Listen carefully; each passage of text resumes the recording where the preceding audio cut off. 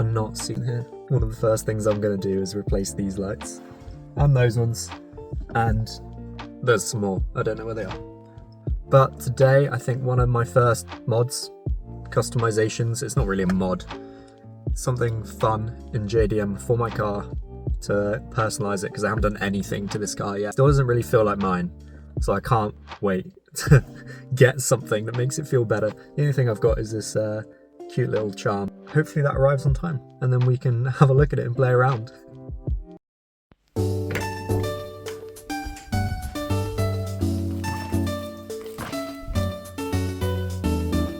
Good timing. I just started editing and it's arrived. I don't want to call this an imitation, the different version of the JDM Melody Box, which I think you can kind of only order from the States. I bought this from Etsy, off a guy that literally just makes them for fun, and that's the only thing he sells. Oh, it's actually quite nicely packaged. I liked this because it was separate, so it's quite easy to replace. Whereas some other boxes I saw have just a hardwired cable, which would be such a pain if they break.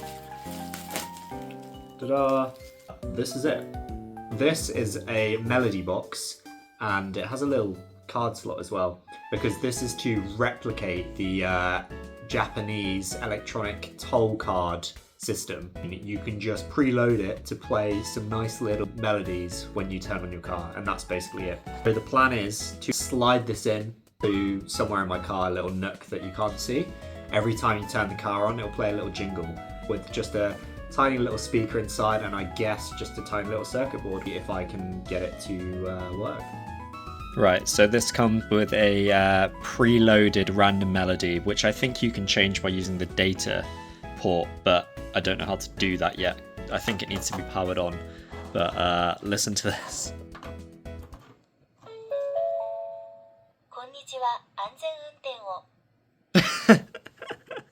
That's a good one. It's not the exact one I want, so I'm going to have to figure out how to change it, but I like it so far. Right, so I've plugged in the data port, and it looks like it's just got like a really small USB drive of 8 megabytes, but in here are the 2 so far. Right, number 1 is the one that just played. Oh wait, no, hang on. It's got that one, and then... Oh, so it plays them back to back. Interesting, okay. For those interested, it says hello, drive safely, and it's got a little JR jingle just before it. So the seller provides like a big link of files as well. He forgot to send them, but he replied almost instantly when I messaged him about it. So he's given me this nice little box with a variety of different sounds in it. ETC card not inserted. That's the one I want. Greetings. Oh no. I don't think I'll be using that one. So I've translated my own little jingle. So if I drag this across, although it says it has to be MP3, maybe that won't work. I've very quickly converted it into MP3, so it definitely works. So let's put that over there. And then let's see if this works. Okay, I'm ready.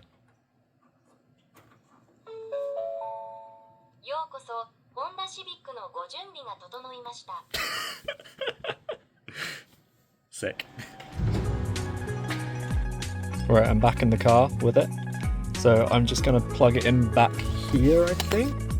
So under here, I've got my dash cam plugged in, and it's fortunately got a little USB thing. So if I plug it into that, we'll see how it goes.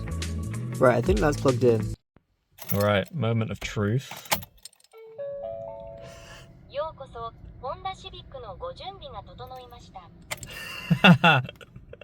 Alright, it works. That's fun. So currently I'm hoping that every time I turn the key it should just play. Nice.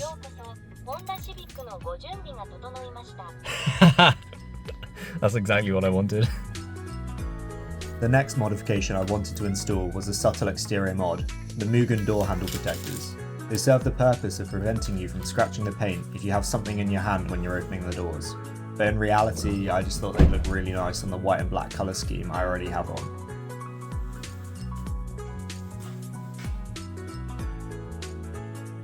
I only ordered a set for the front doors to see how it'd look, and I'm really happy with the result. Tiny changes like this really help change the look of the car. Mod 3, if you can call it that, some personalisation with these initial D stickers. I don't know whether to put this here, or maybe up here. I think my other one is going to go here. Let's see. I don't want us to slip down there though.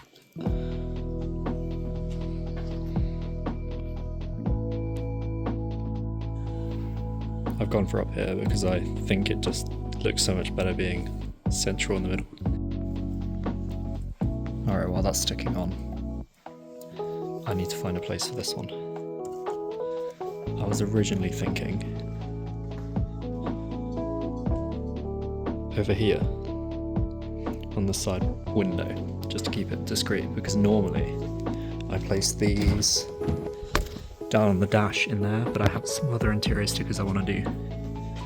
So I was thinking either this back window, or now that I've got the speed stars on the back, I could go down here. Alright, I've decided to go for the side sticker. I think it's just going to look so much better. I mean, currently it's got the main bit on, so it looks a bit bad, but once this is fully stuck on and I can peel it off, you can see how good that's going to look.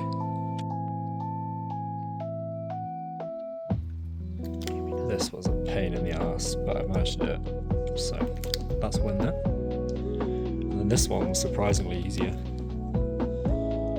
It's nice and done.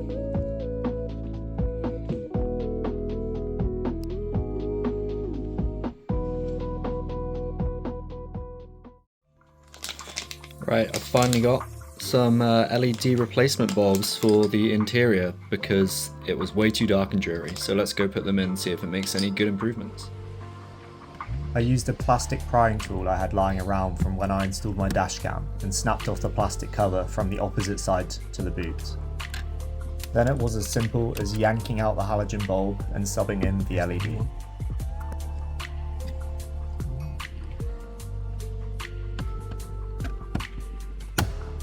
I did have some fitment issues because the replacements I bought weren't perfectly made, but it was nothing a few sturdy smacks couldn't fix.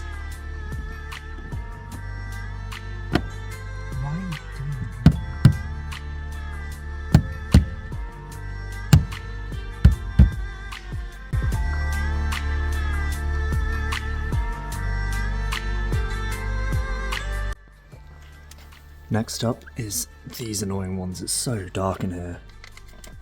It's going to give me permanent blindness after this. Goes in there. Oh, let's turn you off and not do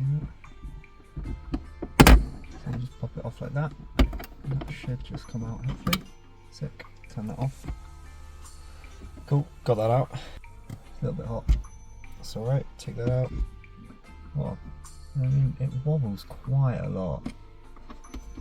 Yeah, let's try and seat this a bit better.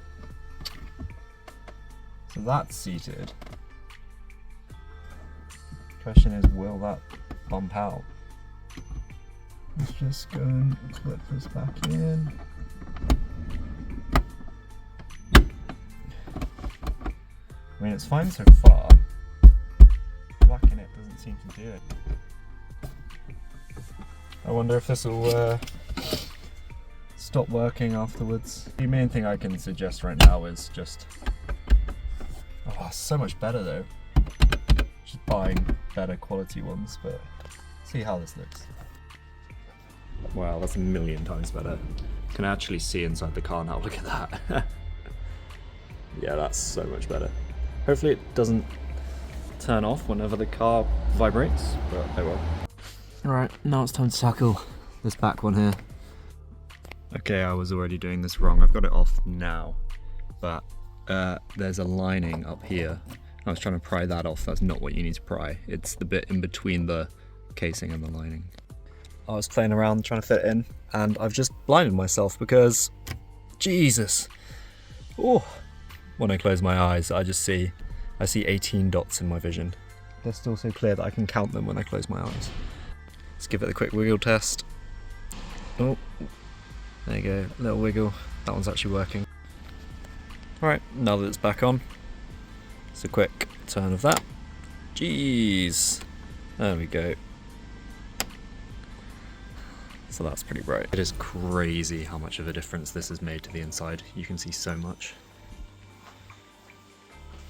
Oh my god. Right, if we compare the before and after to the start of this video to now, my camera's the other way around and I'm not positioned very well, but it's so much brighter already. Okay, I'm very happy, although I do believe that with a few whacks of these they'll probably not come back on, so I'm keeping the halogens probably in the car just in case. I think after a bit of a drive, oh, I'm like sinking down, after a drive and a little rattle around, I don't trust these will stay seated. Or if you're doing this, to buy slightly more expensive ones that at least have a review that tell you whether they fit or not, because they are very loose fitting. This is a really good upgrade for sure.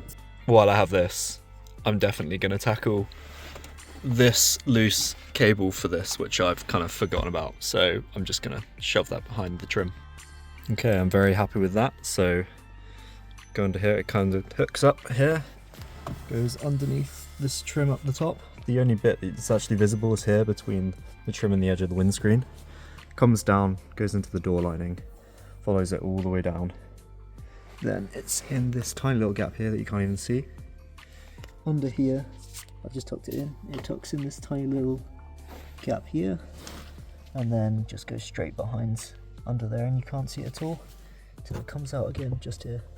You might have noticed as well while I was in here, I've got these on as well. I still have one more to put on, so maybe I'll do that in a second, but this is just cheap, but it's pretty good. It's holding up quite well. It's quite thick. I think I just got it for like 15 quid. I just didn't want a tacky looking one, and for some reason the Mugen one looked best, and I love Mugen, so there you go.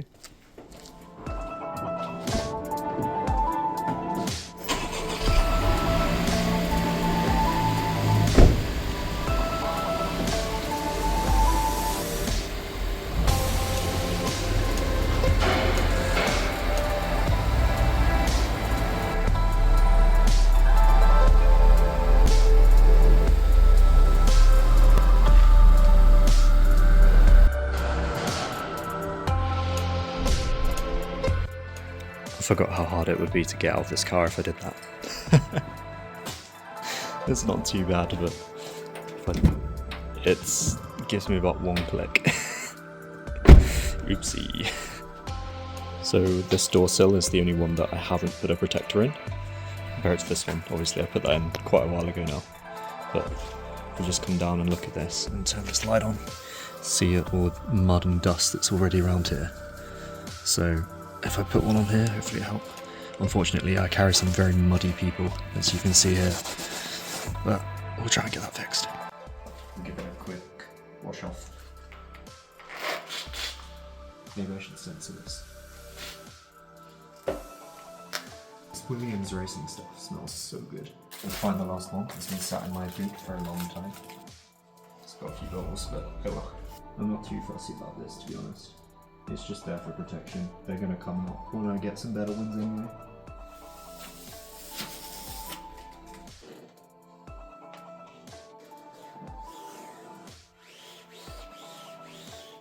And just like that, we're now protected. Very nice. So the last thing I want to do exterior wise is these bad boys. I want to cover them. Okay, so this is what they look like currently. Just white, both sides. I'm just gonna clean them up a bit and then see if I can fit this stuff on. I've got a spray bottle, a little scrapey thing, and a film.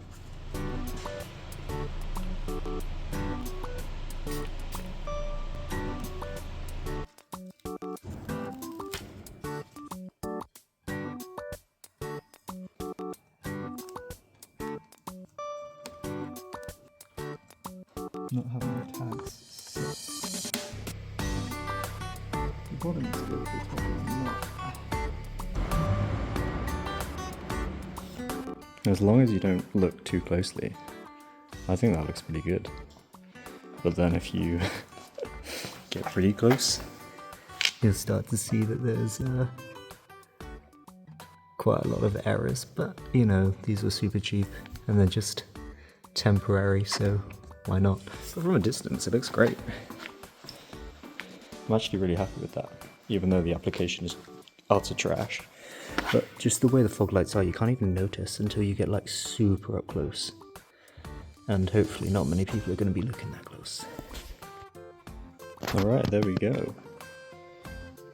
Unfortunately, they're still pretty white, but kind of does the job. And now you can really see how bad of a job I did on these. Oh well. Just need to iron out some bits here, really. I think there's just a bit of moisture under it, so hopefully that'll just get out in some time and stick itself on.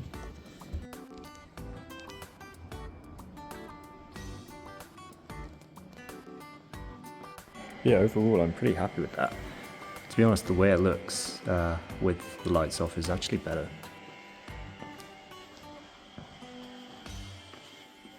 There we go. And the final thing, the Mugen Power Brake Fluid sleeve. Alright, I just have some final touches that I need to put on the car at some point. So I've ordered these off Redbubble. For those of you that know, the car is called Yukino after all, and she's the reason why. So I've got a fair few of her. I don't know where I'm going to put these, and then obviously I've got Sakurajima Mai as well. Yeah, hello.